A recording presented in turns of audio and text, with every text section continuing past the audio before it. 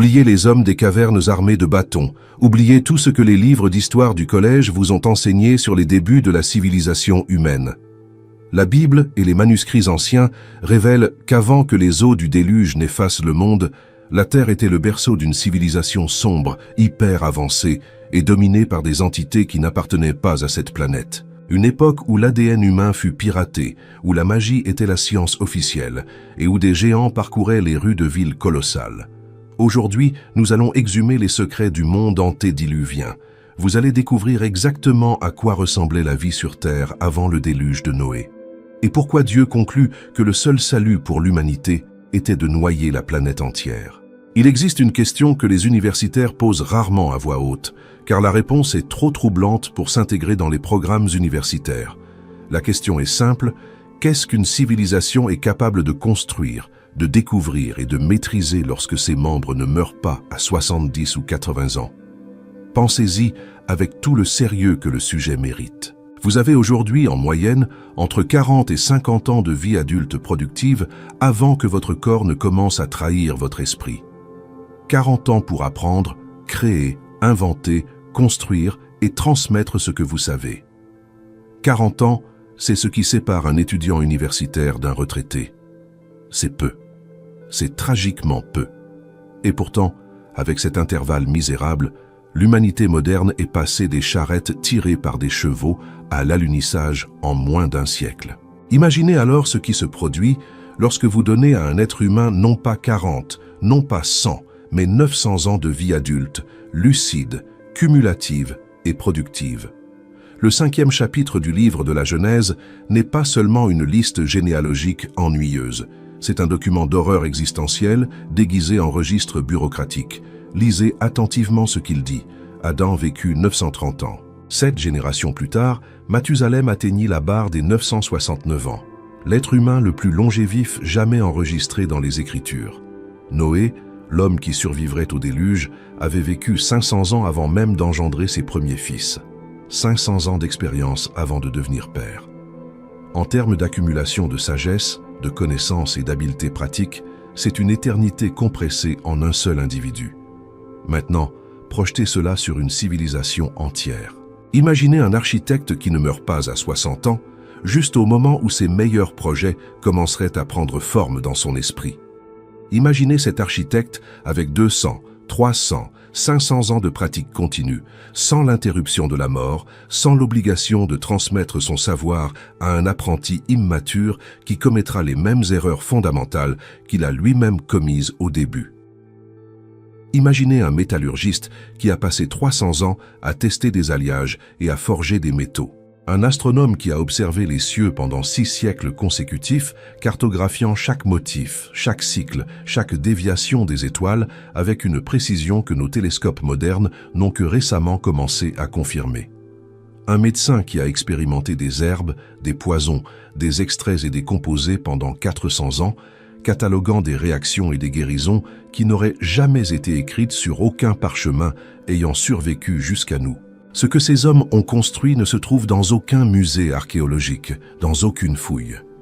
Parce que le déluge n'a pas été une inondation régionale, pas une crue dans la vallée d'un fleuve mésopotamien, comme certains théologiens modernes, mal à l'aise avec le surnaturel, aiment le suggérer. Ce fut l'extinction délibérée et totale d'un monde entier, un nettoyage absolu. Et quand vous devez détruire quelque chose de manière si radicale, si définitive, si complète au point de noyer les montagnes, c'est parce que ce qui existait avant était trop puissant pour être simplement réformé. Mais qu'était exactement ce monde? Qu'avait-on construit? Qu'était-il devenu si insupportable, si corrompu, si irréversible que le Créateur lui-même conclut qu'il n'y avait pas d'autre chemin que de tout détruire et recommencer à zéro? Pour comprendre la réponse, vous devez d'abord comprendre la structure de cette société. La civilisation antédiluvienne n'était pas une collection de tribus primitives se disputant le territoire autour de feux de camp. C'était une mégaculture, une civilisation singulière, continue et globalisée au sens le plus radical possible. Parce que lorsque vous avez des individus vivant près de 1000 ans, la transmission du savoir ne dépend pas des livres, des écoles ou des bibliothèques. Le savoir marche avec ses porteurs. Adam lui-même, le premier homme, était encore vivant lorsque son arrière-arrière-arrière-petit-fils de 6 générations, Lamech, naquit. Pensez à ce que cela signifie. La mémoire du jardin d'Éden, de la chute, de la voix de Dieu marchant dans les brises du soir. Tout cela n'était pas une légende, pas une mythologie, pas une tradition orale déformée par le temps. C'était la mémoire vivante d'hommes qui respiraient encore, qui pouvaient être trouvés et consultés, qui se souvenaient avec clarté de détails qu'aucun livre n'avait besoin d'enregistrer, car leurs auteurs originaux étaient encore debout. Cette continuité a engendré quelque chose que nous n'avons jamais expérimenté dans l'histoire humaine moderne. Une civilisation sans amnésie, une civilisation où la connaissance s'accumulait sans rupture, sans le bruit de la transmission intergénérationnelle, sans les pertes inévitables qui surviennent quand une génération doit enseigner à la suivante en seulement quelques décennies. Le savoir n'était pas hérité, il était partagé entre contemporains qui avaient vécu les mêmes siècles côte à côte. Et que faisaient ces hommes avec des siècles de connaissances accumulées? La Genèse est directe dans sa réponse, bien que ce soit une réponse que la plupart des gens s'arrêtent pour en sentir le poids réel.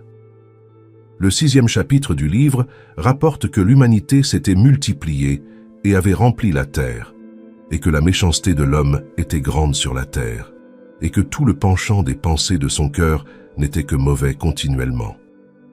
Non pas occasionnellement, non pas dans des moments de faiblesse, continuellement. Le texte hébreu original utilise un langage qui suggère une orientation ontologique, une reconfiguration de la nature interne même de l'être humain antédiluvien vers la violence et la corruption. Nous ne parlons pas d'une société ayant des problèmes de criminalité. Nous parlons d'une civilisation dont l'axe central, dont le but organisateur était devenu la destruction. La terre était remplie de violence. Cette expression, dans l'hébreu original, porte le mot « shamas », qui signifie bien plus qu'une simple agression physique. Elle signifie une violence systémique institutionnalisée qui imprègne toutes les couches de la société. Les systèmes juridiques, les structures de pouvoir, les pratiques religieuses, les relations interpersonnelles. C'était une civilisation où la brutalité n'était pas une aberration, c'était la grammaire. Comment une civilisation technologiquement avancée, avec des siècles d'accumulation de savoir et de culture, parvient-elle à un état aussi total de corruption morale? La réponse se trouve dans l'événement le plus troublant de toute la cosmologie biblique. L'événement que la plupart des églises modernes évitent de mentionner, que les théologiens académiques traitent comme une métaphore inconfortable et que les spécialistes du livre d'Enoch savent être la clé pour comprendre tout. Il y avait un portail. Pas une métaphore, pas un symbole. Un point géographique spécifique identifié dans les sources les plus anciennes avec une précision déconcertante. Le mont Hermon, une montagne qui existe encore, qui peut encore être visitée, qui s'élève à la frontière entre ce que nous appelons aujourd'hui la Syrie, le Liban et Israël, atteignant plus de 2800 mètres d'altitude, avec ses pics couverts de neige permanente, même au cœur de l'été du Moyen-Orient. Le nom Hermon, en hébreu, dérive d'une racine qui signifie malédiction, consécration ou chose séparée pour la destruction. Les habitants de la région la plus ancienne n'ont jamais appelé cette montagne par hasard.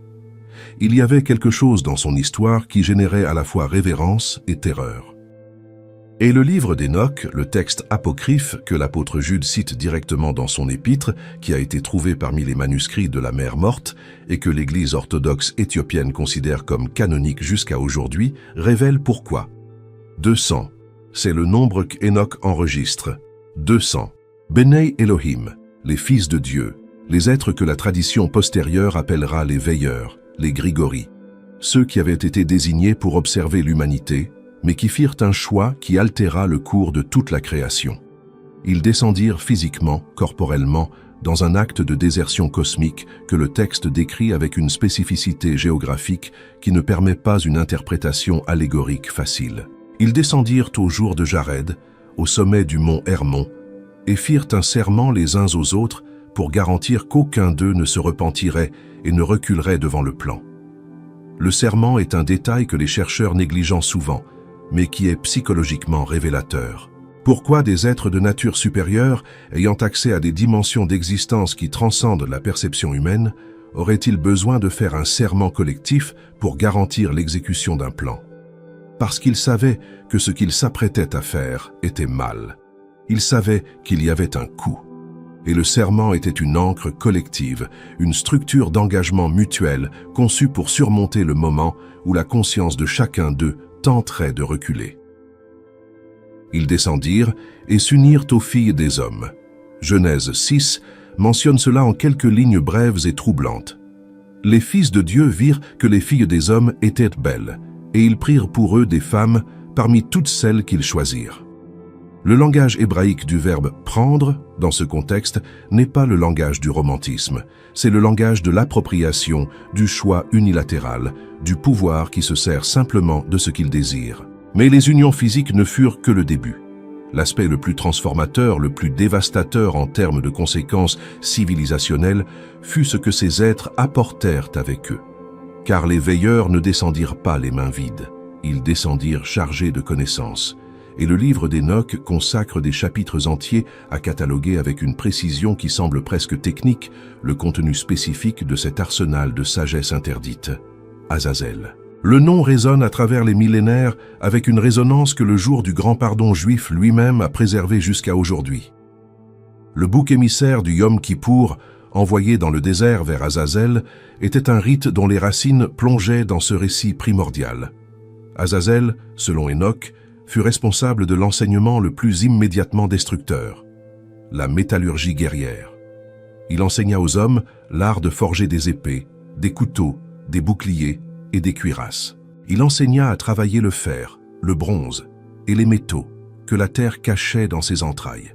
Arrêtez-vous un moment et sentez le poids de cela. Avant Azazel, la guerre entre humains était une chose limitée, limitée par la biologie, par la force musculaire, par les outils disponibles, une pierre taillée, un os, une branche pointue. Telle était l'étendue de la capacité destructive humaine à l'échelle individuelle, férocement douloureuse, certainement mortelle, mais finie dans sa portée. Avec la métallurgie guerrière, tout changea. Une épée bien forgée dans les mains d'un guerrier ayant 300 ans de pratique martiale est une arme de destruction massive à l'échelle individuelle. Imaginez des armées entières équipées de ce savoir, entraînées pendant des siècles, menées par des stratèges ayant vécu plus longtemps que des nations entières ne durent habituellement.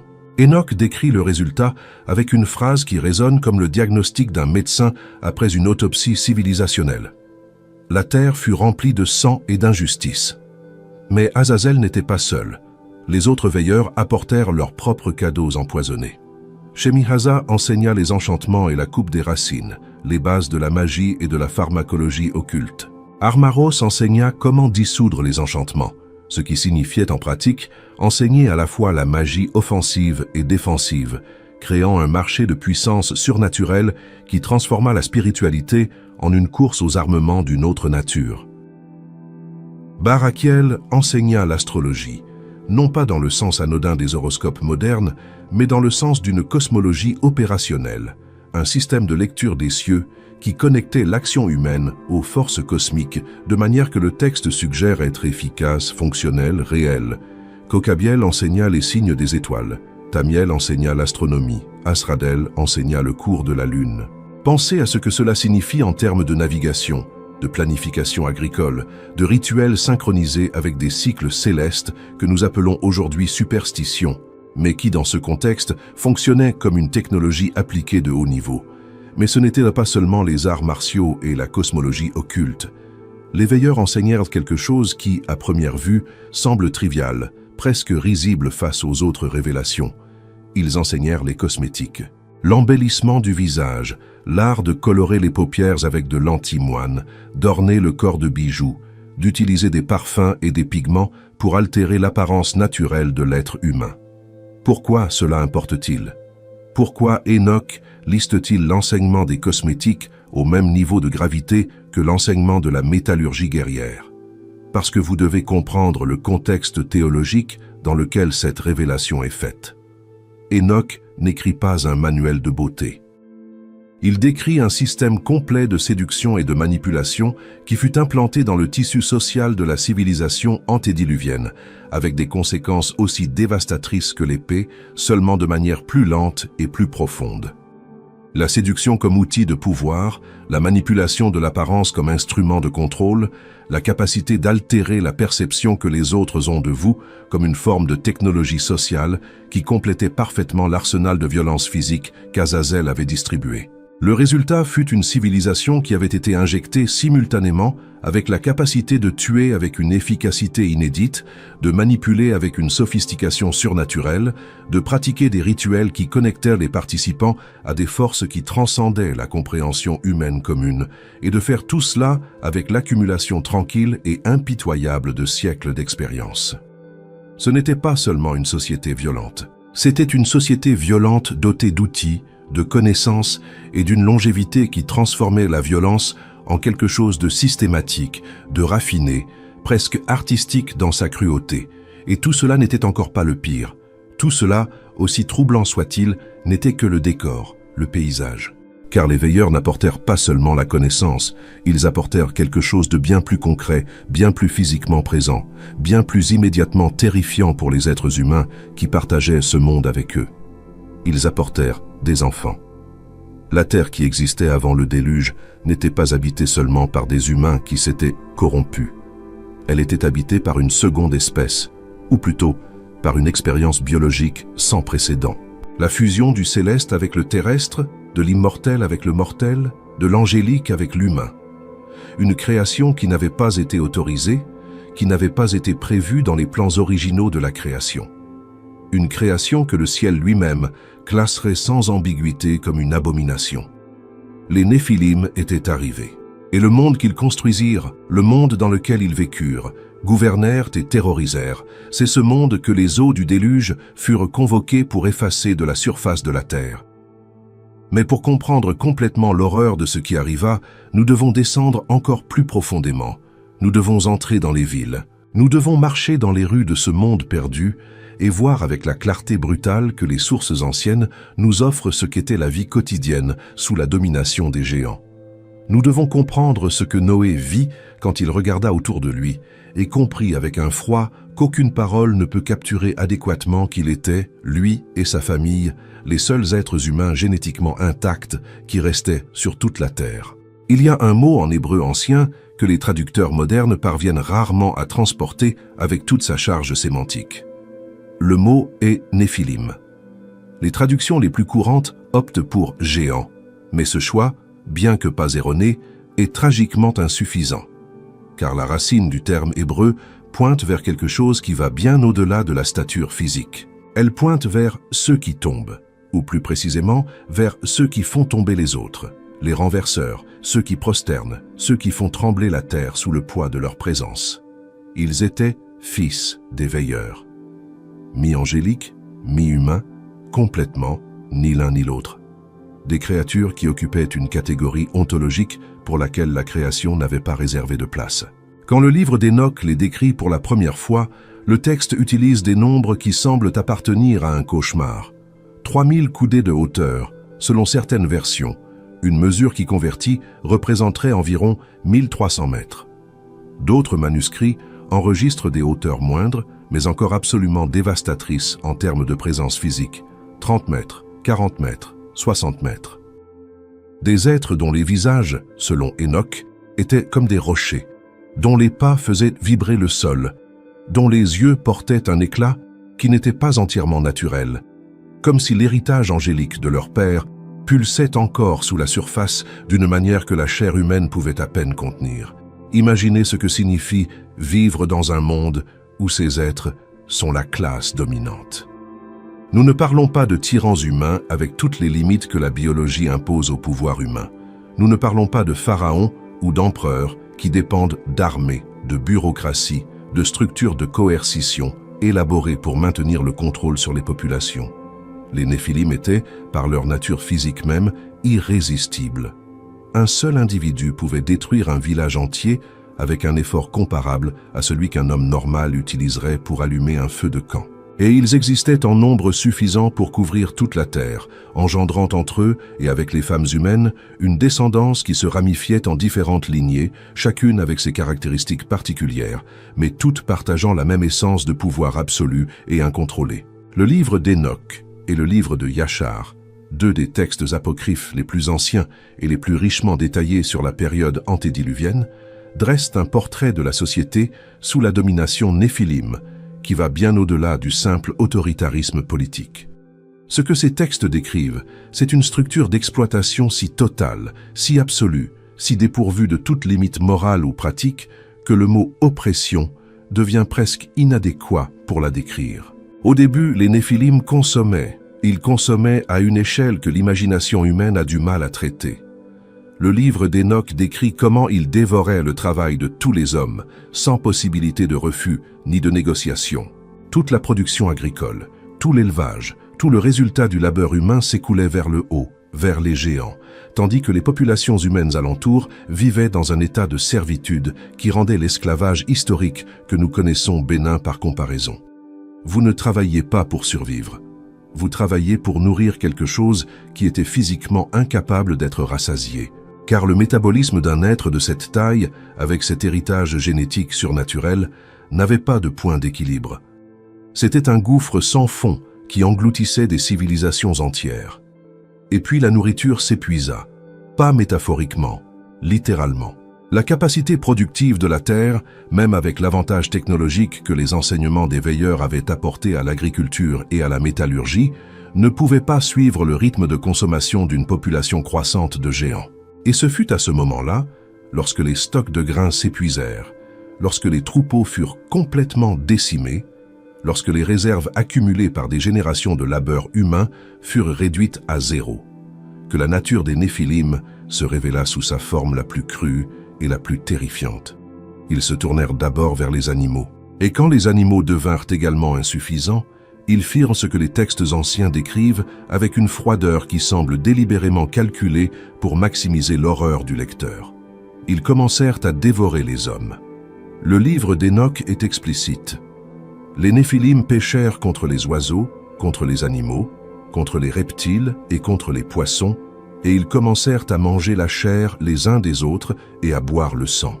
Le cannibalisme n'était pas un acte de désespoir en temps de famine extrême, comme certains épisodes isolés dans l'histoire humaine. C'était une pratique routinière, institutionnalisée, qui était devenue partie de l'ordre normal des choses dans le monde antédiluvien, une récolte différente, un élevage différent. Les êtres humains étaient élevés, chassés et consommés par des créatures qui ne les voyaient pas comme des semblables, pas comme des êtres ayant une dignité ou une âme, mais comme des ressources, comme de la matière première, d'une manière si littérale que l'imagination recule à essayer de visualiser complètement. Le texte dit que la terre cria à cause d'eux. C'est une image qu'Hénoch utilise avec une intention théologique très spécifique. La terre elle-même, la création matérielle, le substrat physique sur lequel toute cette monstruosité se déroulait, avait atteint un niveau de saturation morale qui produisait une sorte de cri cosmique vers le Créateur. La même image que la Genèse utilise à propos du sang d'Abel criant du sol après le premier meurtre. Le sang versé à une échelle si massive que le sol lui-même était devenu un témoignage d'accusation. Et c'est ici que le récit atteint un point qui doit être dit sans euphémisme, sans l'adoucissement diplomatique que la sensibilité moderne exige parfois. Dieu entendit. Le cri parvint jusqu'à lui. Et ce qui fut renvoyé ne fut pas une consolation, pas une intervention miraculeuse pour sauver les victimes, pas une armée céleste pour renverser les tyrans. Ce qui fut renvoyé fut un jugement sans appel. Et ce jugement, comme nous le verrons, ne frappa pas seulement les Néphilim et les veilleurs, il frappa la création entière, car la corruption était descendue encore plus profondément que l'ADN humain. Il y a une phrase dans le 6e chapitre de la Genèse que la plupart des lecteurs négligent, sans réaliser qu'elle contient l'une des déclarations les plus extraordinaires de tout le texte biblique. Une phrase qui, lue avec attention, élargit la portée du jugement divin d'une manière qui change complètement la compréhension du déluge. La phrase est celle-ci. « Toute chair avait corrompu sa voix sur la terre. » Toute chair. Pas toute l'humanité, pas tous les êtres humains pécheurs. Toute chair. L'hébreu ici est kol basar, et l'étendue du terme est intentionnelle et précise. Elle parle des animaux, des oiseaux, des reptiles, des créatures marines, de la biosphère complète de la planète. Pourquoi un Dieu qui jugeait la méchanceté humaine aurait-il besoin de détruire aussi les animaux? Des créatures sans agence morale, sans capacité de choix délibéré entre le bien et le mal? Pourquoi la sentence de mort incluait-elle les oiseaux du ciel et les poissons de la mer?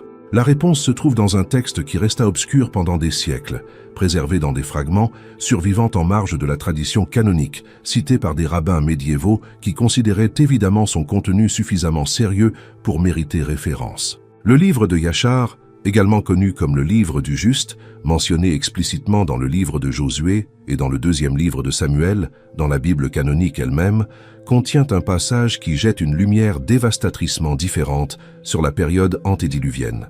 Les fils des hommes, au jour de cette génération, prirent des vaches, des oiseaux et des animaux sauvages, et ils enseignèrent le mélange d'animaux d'une espèce avec celle d'une autre espèce pour provoquer le Seigneur. Relisez cela. Pas comme allégorie, pas comme métaphore poétique d'un auteur ancien essayant de décrire le péché de manière picturale. Lisez comme ce que le texte affirme littéralement être, un récit d'ingénierie biologique délibérée, mené par des êtres qui possédaient la connaissance nécessaire pour réaliser la fusion interespèces et qui le faisaient avec une intention spécifique déclarée par le texte lui-même, pour provoquer le Seigneur. Non pas par ignorance, non pas par curiosité scientifique naïve, mais par défi théologique, par rébellion ontologique contre l'ordre de la création. Les veilleurs, rappelons-le, n'étaient pas humains. C'étaient des êtres qui avaient existé avant la création du monde matériel, qui avaient observé la construction de la réalité par un créateur dont l'architecture de séparation, de distinction, de catégorie était le fondement même de l'ordre cosmique. Le premier chapitre de la Genèse est, dans sa structure la plus profonde, un document sur la séparation. La lumière séparée des ténèbres, les eaux d'en haut séparées des eaux d'en bas, la terre séparée des mers, chaque espèce d'être vivant créé selon son espèce.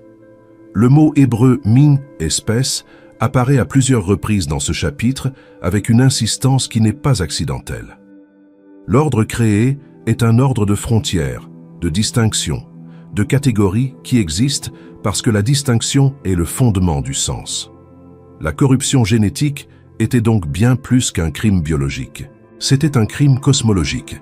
C'était une attaque directe contre la grammaire de la création. C'était une déclaration que les frontières que le Créateur avait établies entre les espèces pouvaient être violées, pouvaient être dissoutes, pouvaient être réécrites par des créatures qui avaient décidé que le rôle de Créateur leur appartenait de droit. Et ils étaient capables de le faire. Parce que la connaissance que les veilleurs avaient apportée du plan céleste incluait une compréhension de la biologie qui transcendait de siècles ce que la science humaine moderne mettrait des millénaires à atteindre. L'ingénierie génétique, que le projet Génome humain célébra au début du XXe siècle comme le plus grand exploit scientifique de l'histoire humaine, était, pour les veilleurs, une technologie de base. Ils connaissaient la langue dans laquelle la vie avait été écrite, car ils avaient été présents quand elle fut écrite. Et maintenant, ils utilisaient cette connaissance pour réécrire des passages, pour combiner des chapitres qui n'auraient jamais dû être rassemblés, pour créer des récits biologiques que la logique de la création originale avait délibérément interdits.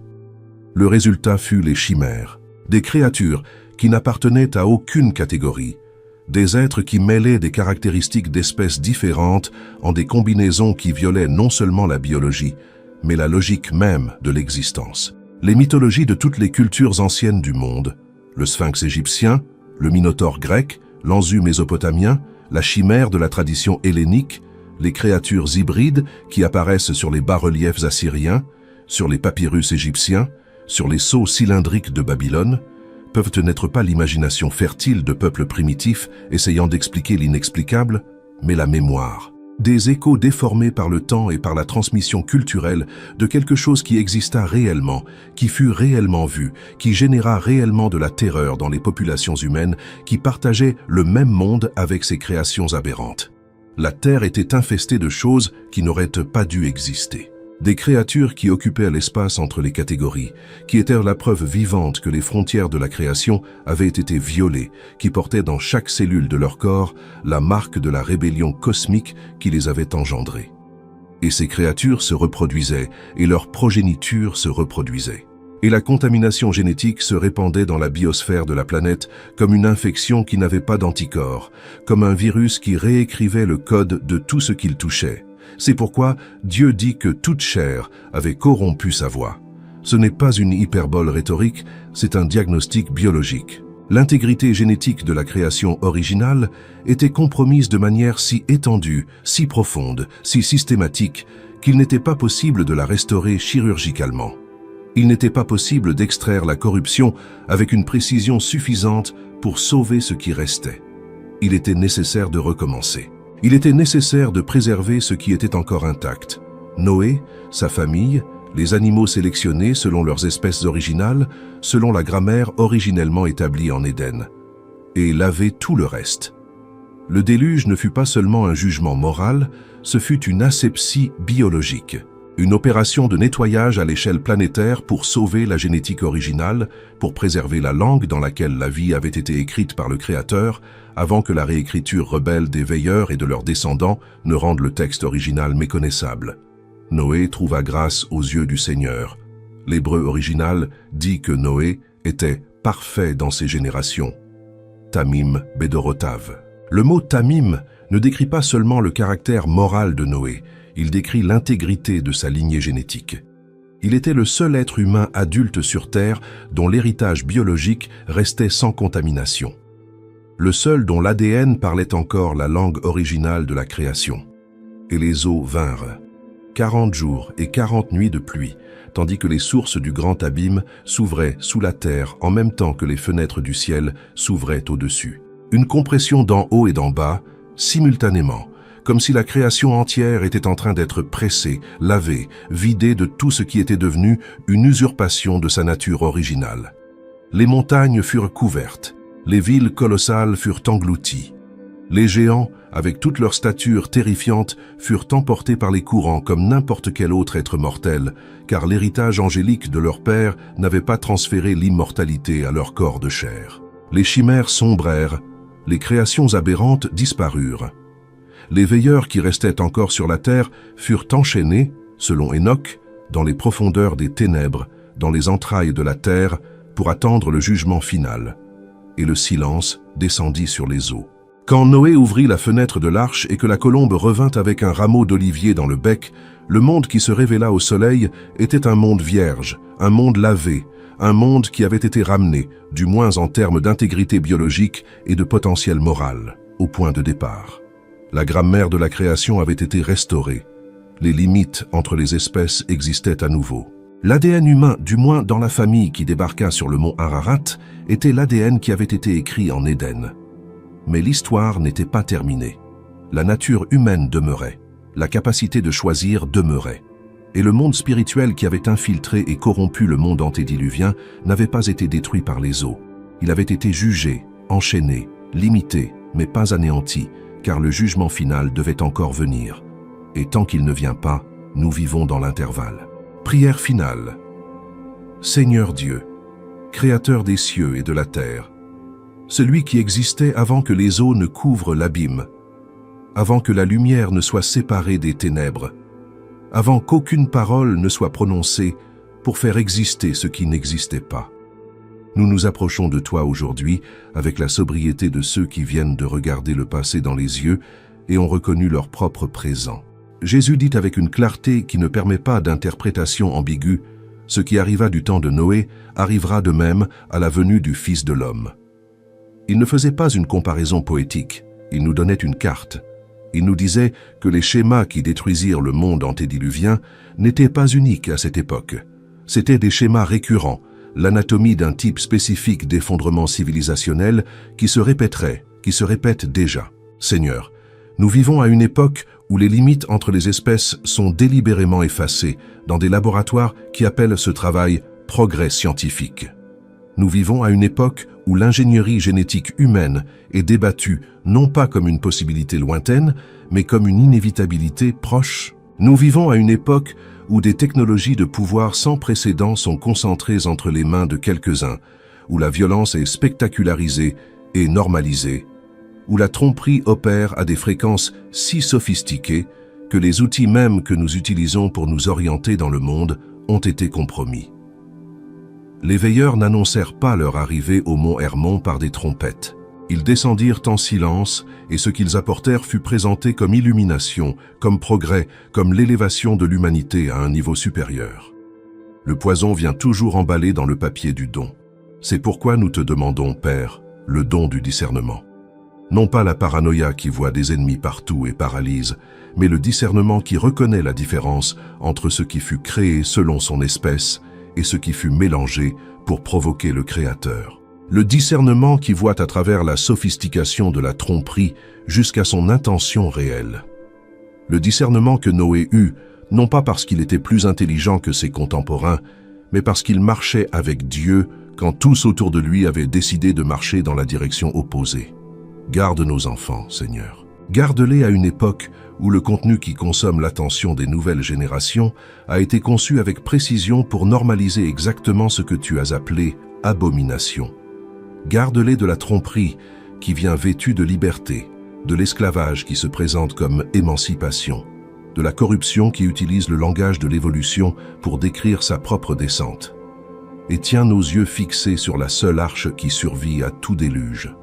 Non pas une structure de bois, non pas une civilisation, non pas une idéologie politique ou un système religieux construit par des mains humaines, mais Jésus-Christ, le même hier, aujourd'hui et éternellement, le seul être dans lequel la génétique de l'humanité a été complètement restaurée, le seul en qui toute la plénitude de la divinité habite corporellement, le seul dont la résurrection est la promesse que la création originale non seulement peut être récupérée, mais sera récupérée sous une forme plus glorieuse que celle qui exista avant toute chute, avant tout Hermon, avant toute corruption.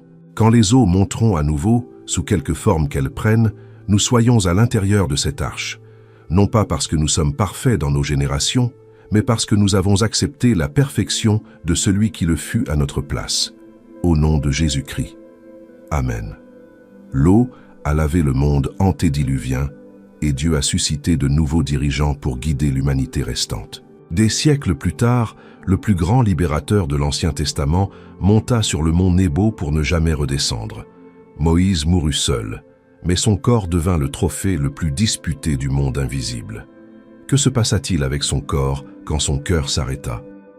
Cliquez sur la vidéo qui est sur votre écran maintenant. 1 minute après la mort de Moïse, 3 événements terrifiants. Miguel. Vous n'allez pas croire qui essaya de voler le corps du prophète. Partagez cette vidéo et abonnez-vous à la chaîne maintenant.